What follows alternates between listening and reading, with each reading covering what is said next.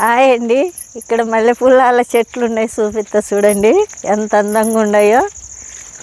బాగున్నాయి చూడండి. ఇవి చూడండి ఎంత అందంగా ఉన్నాయో, మెడిసిపోతున్నాయి, చుక్కలు ఉన్నట్లున్నాయి. పిచ్చి చెట్లే చూడండి ఎంత బాగా కానొస్తున్నాయో. 10 రకాల విత్తనాలు అయినాయి, ఇంకో 10 రకాలు కూడా విత్తనాలు రెడీ అవుతున్నాయి. అన్నీ అయినాక కామెంట్లు పెడుతున్నారు, అన్నీ రెడీ అయినాక పంపిస్తానండి.